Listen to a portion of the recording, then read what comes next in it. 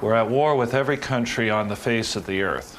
We estimate that there were between 5,000 and 10,000 individuals involved in piracy one way or another, under the command of 70 different captains. With no home port, pirates began to range far and wide. From the 1690s onward, no corner of the globe, no trade route was totally guaranteed. Now it was the trade routes from Africa, loaded with ivory and dazzling gems, that caught the pirate imagination. Or the fragrant casks of spices and silks from India and Persia and the Moluccas. That was the stuff of dreams. It was a good time to be a pirate. World trade was expanding into exotic markets. But for most of the 17th and 18th centuries, the great world navies, British, Spanish, Dutch, and French, were at each other's throats. They'd no time to protect their merchant vessels, and no time for pirates. That's when the old idea of privateering was dusted off. This time not as a weapon against shipping, but against pirates. And the first man to try this was called William Kidd. A Scotsman living in New York, he serves as a royalist privateer with distinction and marries well. He uses these contacts to secure a commission to rove the East Indies, relieve pirate ships of their booty, and return the loot to America for the colonial government. Next. He'd need seasoned veterans, men who aren't squeamish or finicky. He finds them in the quayside taverns and ordinaries of New York. He finds his old privateering crew, in fact. Gunner's mate. I'm not sure that pirate hunting was all that they had in mind. He recruits crewmen. Among them are men that he knows to be pirates. Some of those men were sailors who had run away with his own ship 10 years earlier. Would he have hired them if he had honest intentions in mind? My name is William Kidd. When I sailed. My name is William Kidd. When I sailed. On September 6th, 1696, Kidd set sail. His is a motley crew, 152 dangerous men en route eastward to do the king's work.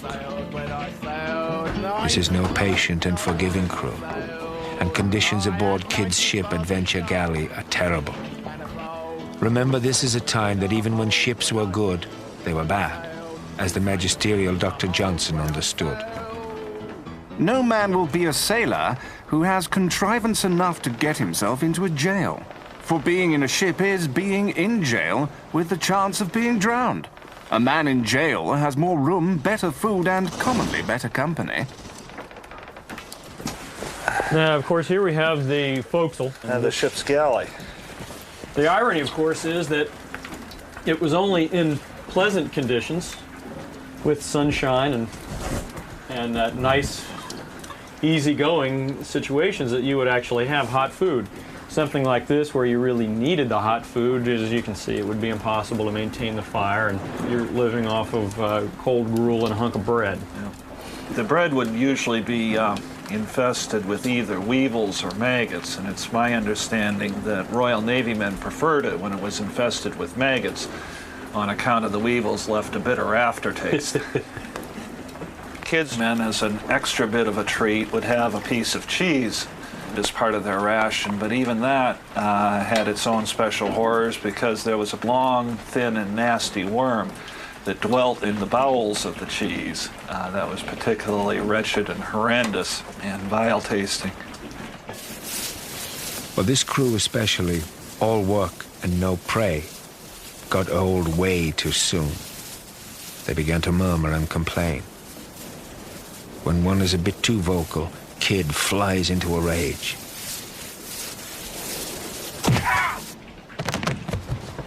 Next day, the man is buried at sea. He was a hard-driving, strong-willed captain. the kind of strong-willed captain that could easily cause a crew to mutiny. On the other hand, the kind of strong-willed captain who would often succeed. Kidd is now at large with scant prospects on the vast Indian Ocean. Despairing of finding a pirate ship to attack and its booty to confiscate in the name of the law, he fixes on the idea of boarding the very next ship that appears. And that is the Quetta Merchant, an undefended ship in the lucrative India trade. Kidd knows it to be a protected vessel, but flying a false flag, he seizes her anyway. It would be his greatest mistake. The Quetta's owner has connections. The India trade threatens to boycott Britain unless the Admiralty puts a stop to Kidd. But for the moment at least, Kidd has a worthy cargo: silk, muslin, calico, sugar, and opium.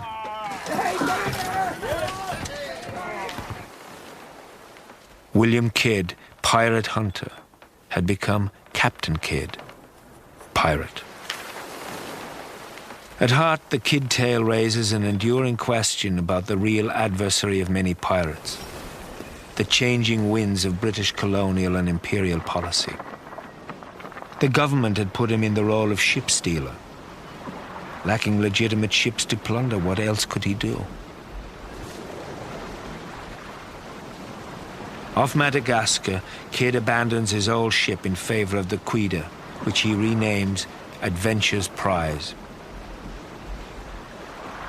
By the time he returns to North America, London's East India Company and the Crown are calling for his head.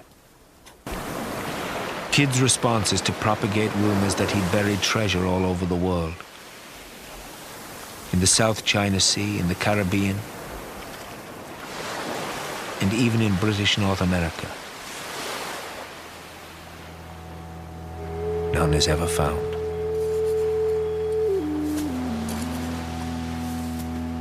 Kidd is a hunted and haunted man. What he needs is time. Plainly, he could defend himself in any sort of fair trial. After all, everyone knows the Sir Henry Morgan saga. Kidd, too, could well come back from the courts a hero. Meanwhile, his wealth would be safe underground.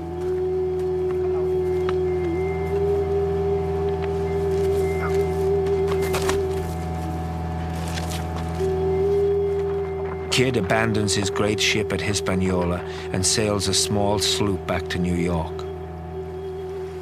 At last, in 1699, he fetches up on Gardiner's Island off Long Island Sound. And it is here, some claim, that bits of the Kidd treasure still exist.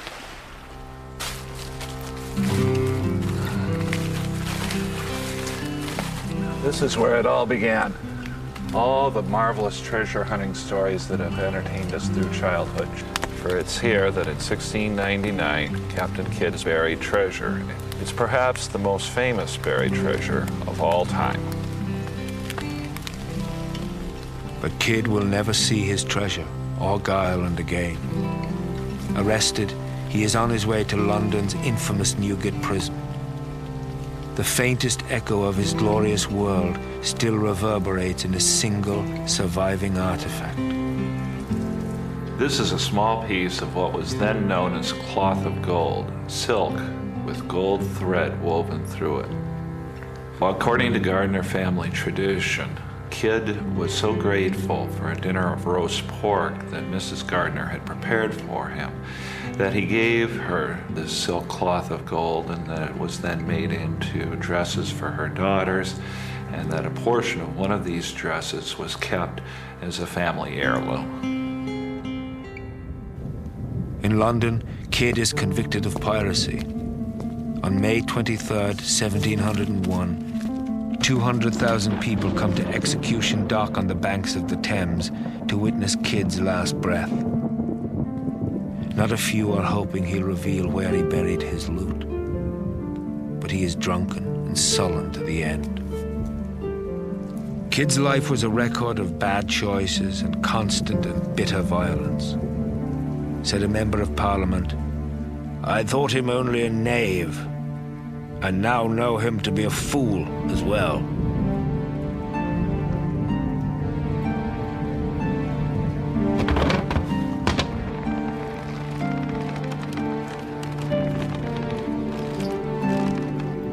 Many a felonious sailor had met his end in the gibbet, a sort of metal cage to hold a hangman's bones. The dangling man was meant as a warning to all incoming seamen. Kidd's bones guarded the entrance to the Thames for 4 years. Plainly, there were hazards in going on account as a pirate. But this was an age when you could swing for stealing a loaf of bread or a handkerchief. To many, there seemed little reason not to be a pirate. At least that kept you out of the clutches of the press gangs, thugs who roamed every harbor, brutally kidnapping crewmen for service in the Royal Navy. There was 850 men in this ship, and 60% were not on board a class of ship like this voluntarily. They were seconded, and it was legal to do that. They were pressed men, hence the press gangs. The ship's company would go ashore and take a quantity of people off the streets to bring them on board, and that's where they stayed.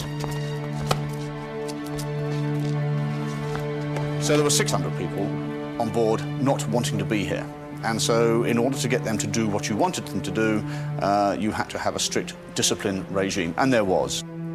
For an example, if you had a situation where you had theft on board, then the perpetrator would have probably run the gauntlet.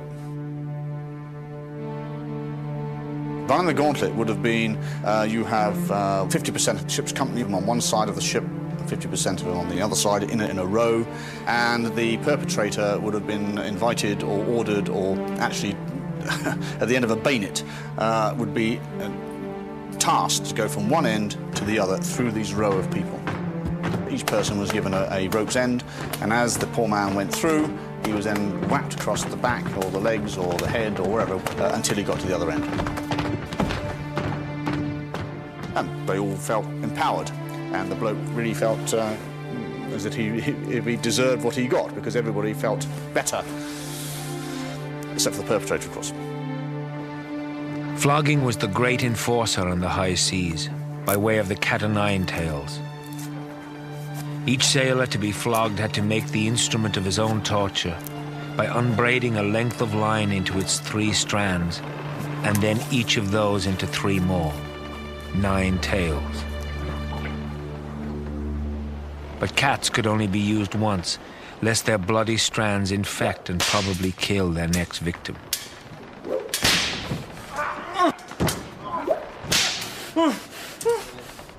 Everybody knew exactly where your boundaries were.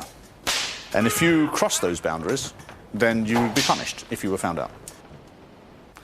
And that actually was a very good, strict way of controlling 60% of the ship's company that didn't want to be here. So they knew where their boundaries were, rather like children. There was only one defense: jumping ship to become a pirate. Thousands of Royal Navy and merchant seamen made this choice. One gang, for example, that was composed not only of Englishmen, Irishmen, Scots, and Welsh, but there were also Frenchmen, Dutchmen, Swedes, North Germans, Belgians, colonials of all different ancestries, Native Americans from 2 separate tribes, and some 50 persons of African heritage, either former slaves, runaway slaves, or freemen. There were many negotiable and lucrative commodities trading on the seas. In the 17th and 18th centuries, humans were among those goods. So slavers were valuable ships to intercept. Most slaves were sold on, but some could join the pirate crew. For a black man who was captured by pirates meant that he had a unique opportunity. Because on board pirate vessels, blacks were treated as equals. We know that some blacks were elected as officers and captains of predominantly white crews. Some of the most successful pirates in history were black men. And it's a terrible irony that during the early 18th century, perhaps the most powerful place for a black man in the Western world was the deck of a pirate ship. Oddly, because a pirate crew was the haunt of cutthroats and villains, a sort of truce settled over shipboard life, centered around an informal pact. Peace, pistols and cutlass, clean and fit for service. Some pirate voyages started with each man signing such a contract. No striking one another on board, but every man's quarrels to be ended on shore at sword and pistol. Every man has a vote in the affairs of the moment. We're dealing with the first democracy in some sense. Every man to be called fairly in turn by list on board of prizes, meaning everybody gets a proper share. The lights and candles to be put out at 8 o'clock at night. No striking one another on board. If you had a beef, you took your squabble ashore. No man to talk of breaking up their way of living, till each had shared 1,000 pounds. Here at last was a real floating republic, every man having a say in his destiny. And when they came to choose a destination, many opted for the Caribbean. The Caribbean was an ideal hunting ground for the pirates. In the first place, the weather was a damn sight better than the North Sea or the North Atlantic, and pirates like good weather. But the main thing was it was on major trade routes. Ships coming from Africa across to America all went through the Caribbean. And for a pirate on the run, and of course they were always on the run from the authorities, it provided literally thousands of hiding places. Nassau on the island of New Providence in the Bahamas had become the new pirate base. Here they came between rovings to rest and parcel out their ill-gotten gains. Sooner or later, every vicious pirate passed through this harbor. So far, their ranks had been filled by a certain predictable class. The poor, the outsider, the social and political misfit, the maltreated sailor. But there was another disaffected and powerless group to draw from as well: women. One was particularly nasty. Her name is Anne Bonny.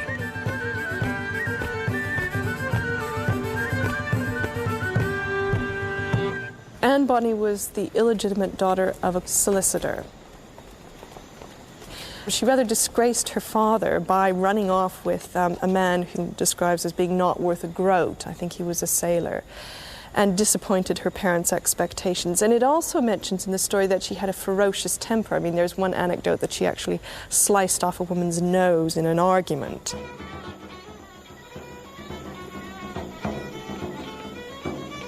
In New Providence, Anne abandons her bland sailor husband in favor of a racy pirate called Calico Jack Rackham.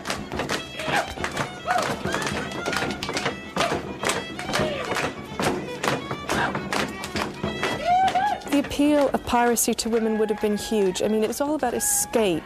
It was about escaping the confines of home and children. And young girls would often dream about running off to sea in the same way that boys would. In no time, Anne and Calico Jack steal a ship in Nassau Harbor and sail off on account. From one of their first prizes, a Dutch ship, they take on board a handsome young crewman who catches Anne's fancy. But something seems faintly unusual about the lad, and he is odd. In fact, he's a girl. A circumstance she confides only to Anne. The crewman's name is Mary Read. One of the points of similarity between Mary Read and Anne Bonny's story is that Mary Read was also illegitimate.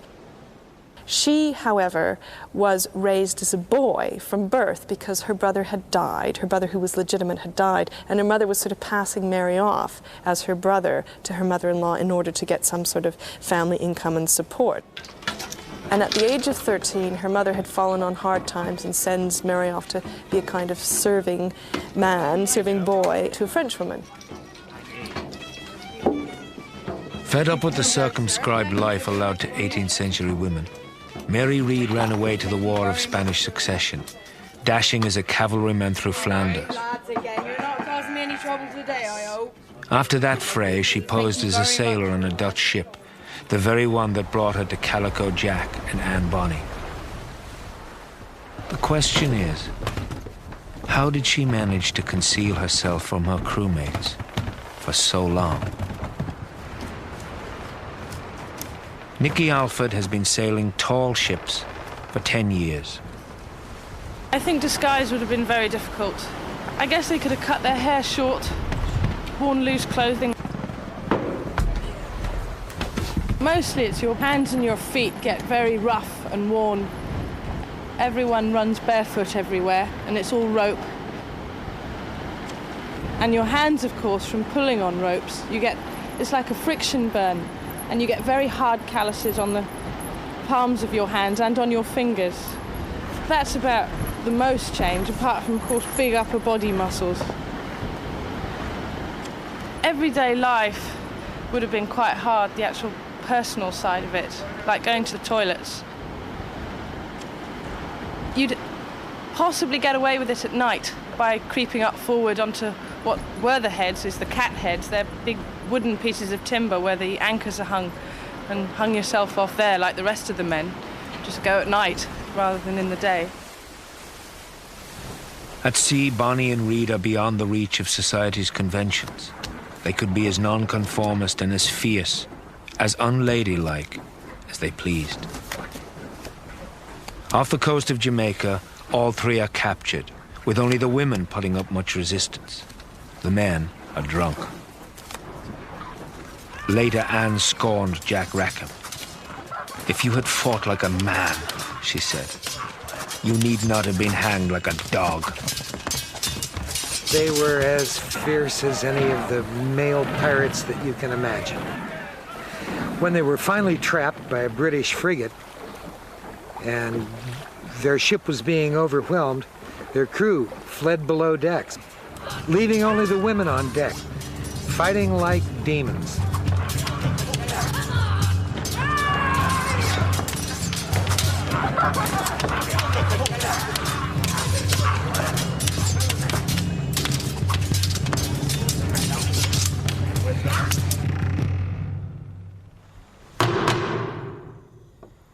Anne and Mary are brought to trial at the Admiralty Court, Spanish Town, Jamaica. This was news. Well, when Mary Read and Anne Bonny were tried in 1720, it caused a huge sensation both in Jamaica and back in England. It was the first time that there was hard, concrete evidence that women actually had been pirates. I mean, there was plenty of sort of stories about them and ballads about them, but this was the first time that we knew they really existed. And it was as if a fantasy had been made real. Evidence offered in court passes almost immediately into legend and folklore. The anchor heaved the lead and boldly went aloft. Just 36 months she braved the tempest cold, and always done her duty did The witnesses seem to sense they are part of history. Both of the women were very profligate, cursing and swearing much. They did not seem to be kept or detained by force. The two women wore men's trousers. Each of them had a machete and a pistol and cursed and swore at the men to murder me. I knew they were women by the largeness of their breasts. Neither Anne nor Mary testify in their defense. Why? Because they have a trump card. They can plead their bellies. They were tried, they were sentenced to hang, but they couldn't hang the ladies because they were both pregnant. And under English common law, that was something that you couldn't do. And so they escaped the hangman's noose. Mary Read had her infant, and they both died of fever in the tropics in Jamaica. Anne Bonny, no one knows what happened to her, but she didn't hang. Actually, sworn testimony at pirate trials is a surprisingly sharp-focused source of information. It shows quite clearly, for instance, just how pirates managed their attacks. And as the age of piracy progressed, pirate tactics got refined and improved. But their methods are still there, part of the public legal record. In the Caribbean, there was a standard method of attack. The pirate ship would see a ship on the horizon, it would come closer and it would shadow that ship for quite a while, working out how many men there were on board, whether it was well armed, whether it was worth attacking.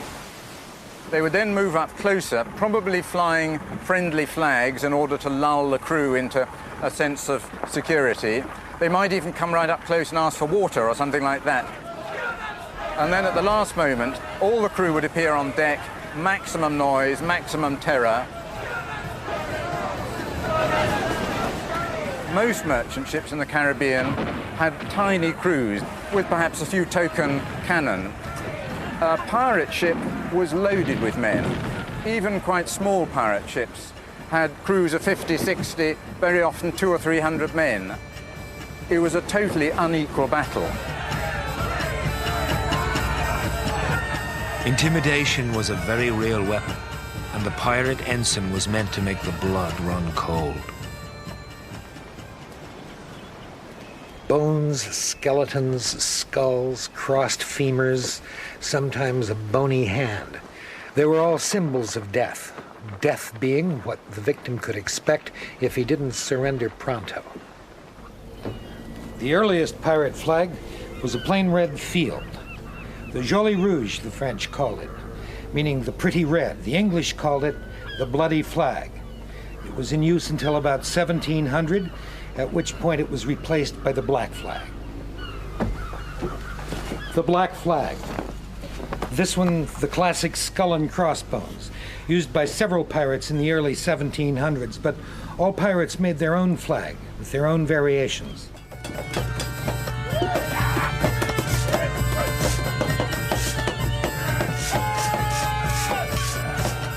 The hope, as always, was that the conquest could be made without a shot being fired. But if not,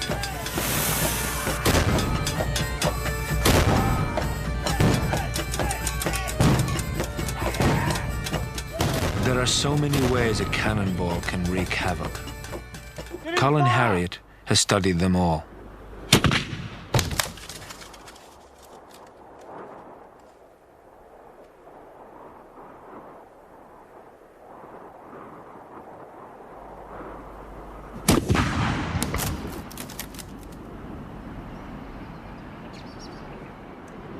Well, as you can see, the cannonball hasn't come right the way through the wall of wood. It's stuck in there, but it has pushed out these great big jagged splinters which are just about to detach themselves. And that's only with a 6-pound arm ball. Imagine the devastation of a 24-pounder or a 32-pound cannonball coming through a wall of wood like this. A shower of splinters everywhere. Absolute hell on earth. But I think we're going to have to try again, and this time we're going to put a little bit more gunpowder down the gun. We're going to slam her in a bit harder for you. Well, I suppose we're about 25-30 yards, fairly close for a small gun. This was the range that these would be firing at, which gives us the ability to fire with a flat trajectory or point blank. The phrase point blank now come to mean firing very close, but in its original form it meant to fire at a flat trajectory. So you had to be fairly close. And that's what we're going to do.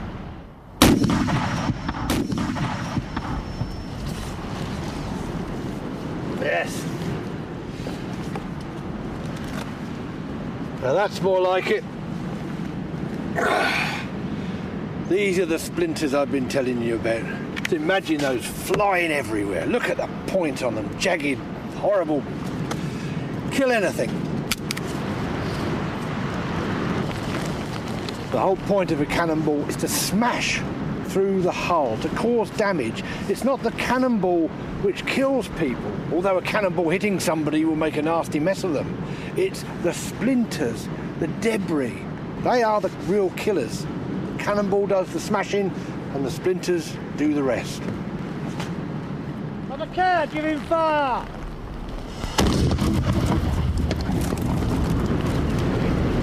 Pirates knew the score. They were always facing dangerous weather. It's why there are so many peg legs in pirate history and in pirate fiction, like Long John Silver. Still, that must have seemed a small price to pay for the possibility, at least, of vast riches. Many were willing to take the gamble, with one interesting and surprising hedge on that bet. One of the most surprising things about pirates is the medical insurance scheme which pirates established if they lost limbs in battle. And the convention was that the right hand or the right arm was the most valuable. So if you lost that, you got 500 pieces of 8. The left hand was 400 pieces of 8, so much for a leg, and if you lost an eye, you just got 100 pieces of 8. It says a lot for the way they determined their rule in a very undemocratic age. It's notions like that that give pirate history its schizophrenic character. Were they brave and noble, or just bloody and bloody-minded?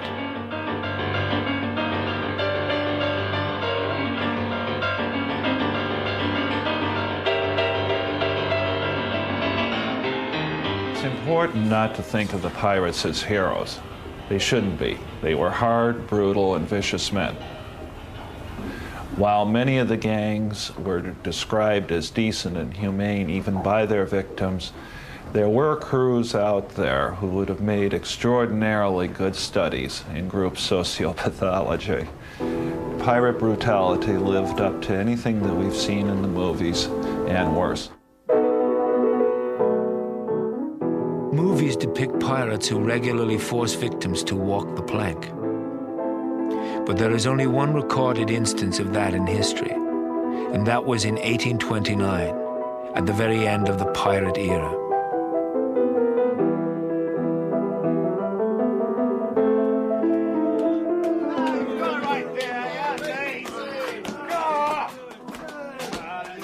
Still, there were many other ways of getting hostages to talk. All of them torture. They particularly went for the captain, and if it was discovered that the captain had been cruel to his crew, they would simply cut his throat and throw him overboard, or torture him before throwing him overboard. It was the pirates getting their own back, really, because most of them were former seamen, getting their own back on the people who persecuted them in the past. Infinitely unrelenting and gruesome are the varieties of pirate torture. One ship's captain tied all his gold to a rope and dangled it out his cabin window. He cut the rope just as he was being captured. His lips were sliced off and cooked in front of him.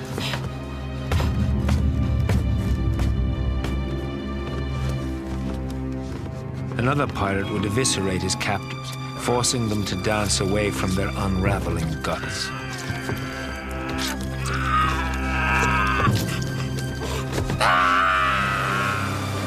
But there was also a slow torture, actually the slowest, though it often had the same inevitable result. It was called marooning or abandoning on some wretched island. It was not the paradise we regard a tropical island today. With only a pistol and a Bible, the maroon man faced sure death. Marooning was the penalty that gave us one of the greatest novels of all time, Robinson Crusoe.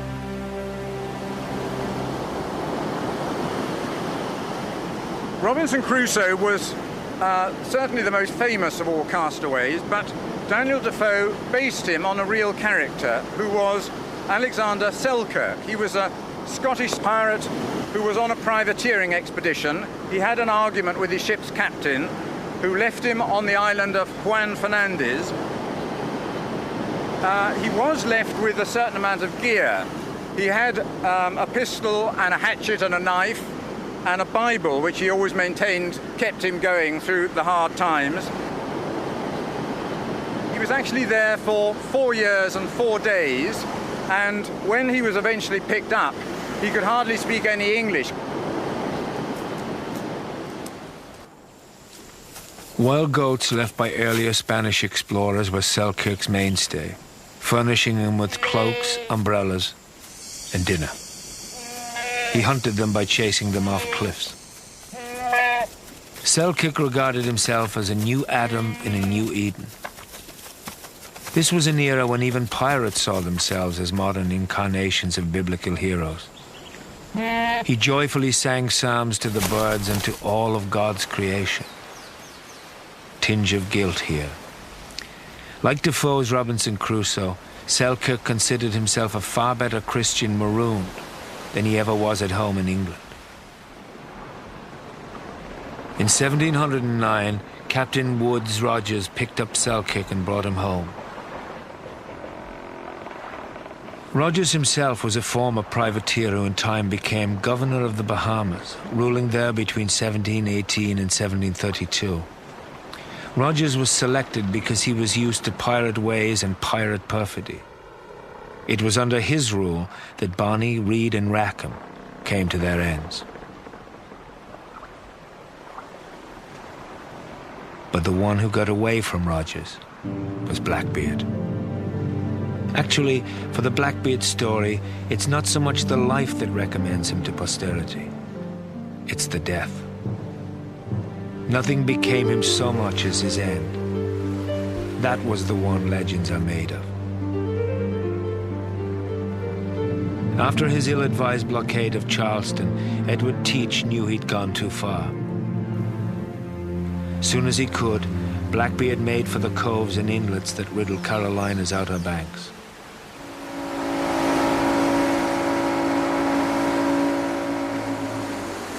He'd realized that he had thrown up a red flag, and he was very high profile following the blockade of Charleston. And I think he came to the conclusion that it was about time to downsize the crew.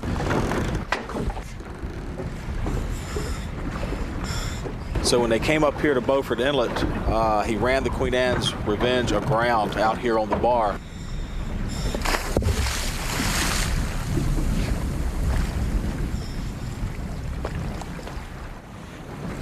Archaeologist Dave Moore and his team are investigating what they believe to be the last and final resting place of Queen Anne's Revenge.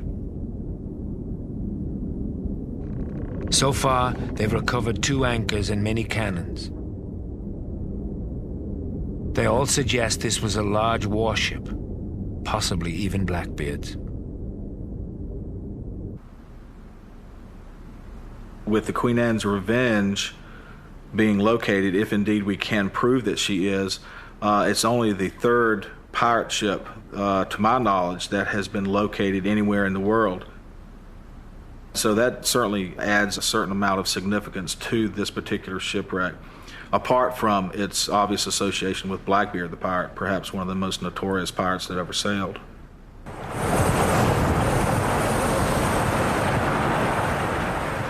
Blackbeard consigned his great ship to the deep in November of 1718.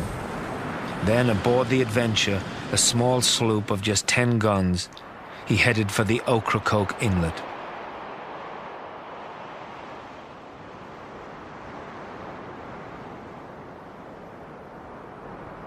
The trees over here is what they call Springer's Point. This is where Blackbeard had his hideout. There's still an old well back in there from the Blackbeard days. They had this huge pirate party here on Ocracoke, and supposedly it was the largest gathering of pirates in North America. And there was talk of fortifying Ocracoke as a pirate haven, making it into a fort. On the 18th of November, Lieutenant Robert Maynard, in command of the sloops Ranger and Jane, set out from the Chesapeake to deal with Blackbeard. Maynard knew what he was up against. But if he could bring down this malefactor, Maynard's place in history would be assured. But did he have the firepower? Did he have the guts? At night on November 21st, Maynard got the first view of his quarry. A pirate party was in full swing, but Blackbeard was alone and feared the worst.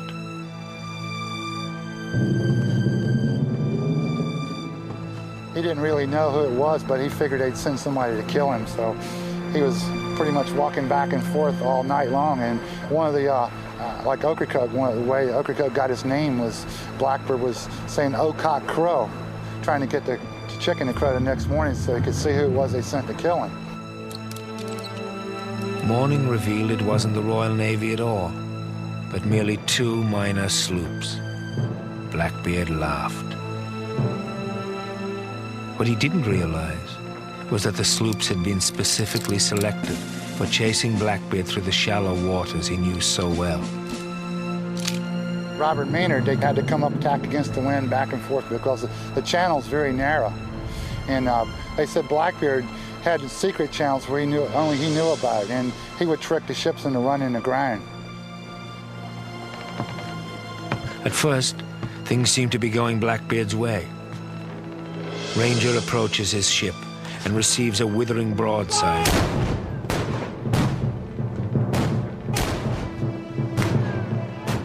Ten guns worth of swan shot, nails, and scrap iron. 6 are killed and 10 wounded. Now Blackbeard turns to finish off his second pursuer, the Jane, Maynard's own ship.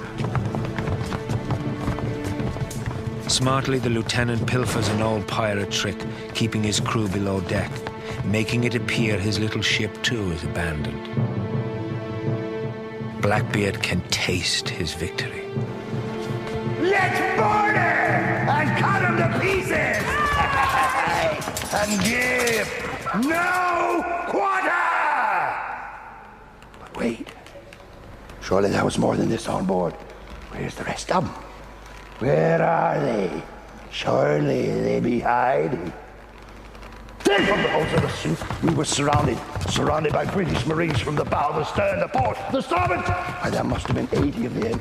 Oh, there could have been no more than 18 of my men left. They fought diligently, but it grew more and more hopeless. And then, the sea began to grow red with our own blood.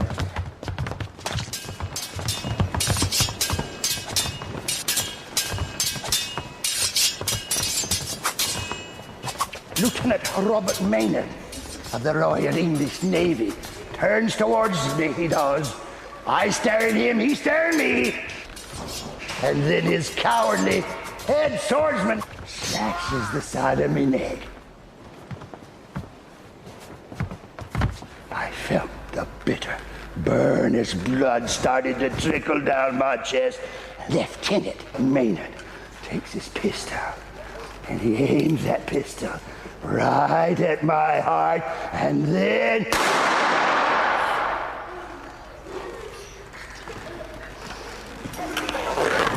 my face splattered against those splintered boards. Then I heard the command, "Off with his head!" Seaman Chapman Gurley takes his finely honed sword and quickly, but oh so carefully, he does cut Blackbeard's head from Blackbeard's body.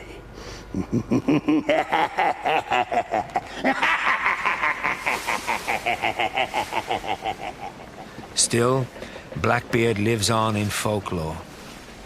Even in these enlightened times, his headless body is often reported swimming round Ocracoke Inlet. It's so common a sight, these murky waters are also known as Teach's Hole.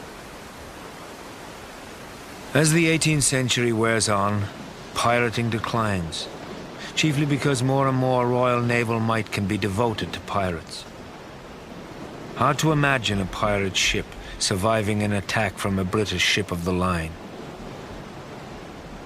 This ship was a gun platform. She was only designed to go from A to B and to protect the sea lanes.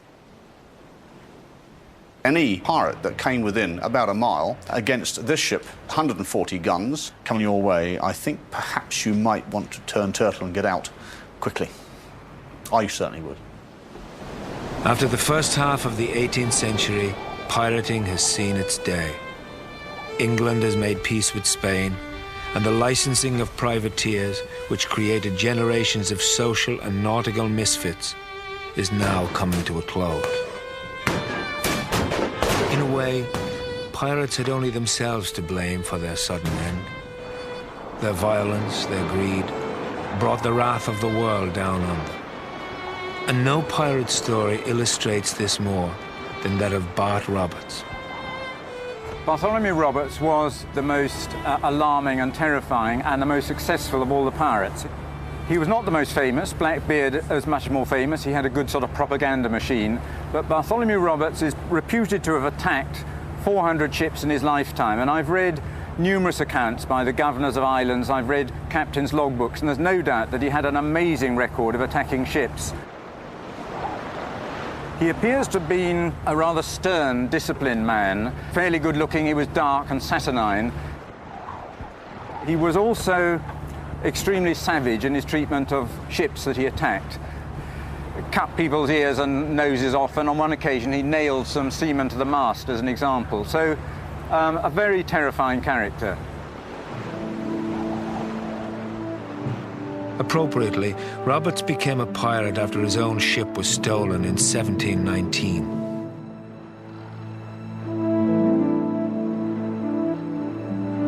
A sober and orderly man, he preferred tea to alcohol, knowing it to stand in the way of his ruthless efficiency.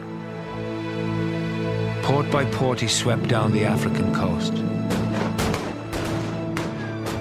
At the slavers' harbor of Wita, Roberts came upon a dozen ships. All surrendered immediately, except the brig Porcupine. This so enraged Roberts' mates, they soaked her decks in tar and torched her.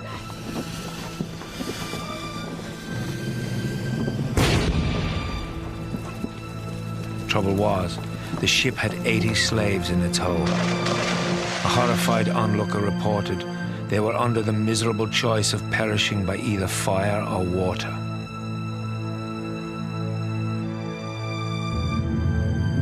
But it was a new world, under new rules. The Empire was about to strike back. The Royal Navy caught up with Roberts off Cape Lopez in the Gulf of Guinea on February the 10th, 1722. Roberts was trapped. While his crew drank themselves legless, Bart Roberts dressed in his finest. Crimson waistcoat and breeches, feathered hat, sash with pistols.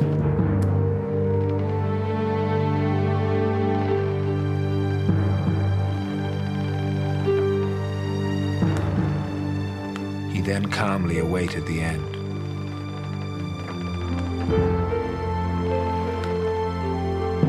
The most amazing thing is that the whole battle took place in a full gale off the coast of Africa. Gale sweeping across the decks, water everywhere.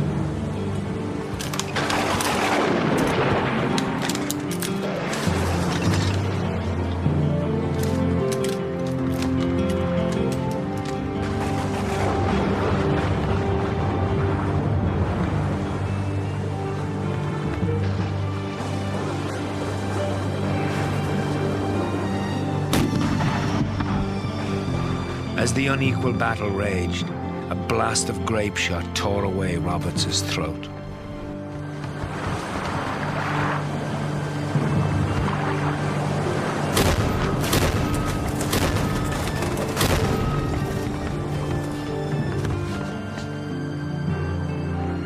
His constant request while he lived was that his body be tossed overboard rather than be liable to the gibbet as some pathetic moral lesson. That request was granted.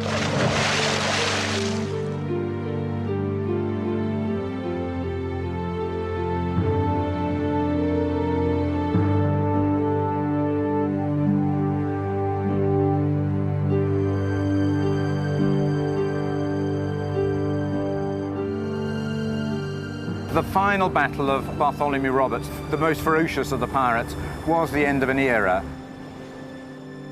From that date onwards, the Navy was simply doing a mopping-up operation. And I think what my final vision of that, the end of the great age of piracy, is on the little islands outside every seaport around the coast of the Atlantic, the bodies of pirates, tarred to preserve them, being pecked by seagulls, but a warning to seamen that that's what happens to pirates. 52 members of Bart Roberts' crew were hanged, the greatest mass execution of pirates ever. It was an inglorious end to a mostly shameful history. There had been high points of freedom, of utopia, of seafaring equality, but most were mere dreams, mainly dreams of avarice. Their victims' ends tell a far more accurate and instructive tale. Ironically, the pirates that we are most familiar with, men like Captain Kidd, Blackbeard, Bart Roberts, were in essence losers. The successful pirates were the men who were able to operate in the shadows year after year after year. The ones that were able to make their fortunes, and finally, at the end of all that, dying peaceably in bed. Buccaneering, pirating, privateering, and all manner of roving had mostly run out of grog. In the end, it's as if we, the future, have been marooned with only the lines from Robert Louis Stevenson's Treasure Island to comfort us. 15 men on a dead man's chest, yo-ho-ho and a bottle of rum. Drink that the devil had done for the rest. Yo-ho-ho and a bottle of rum. How nice it would be if that were all there was to the pirate's story.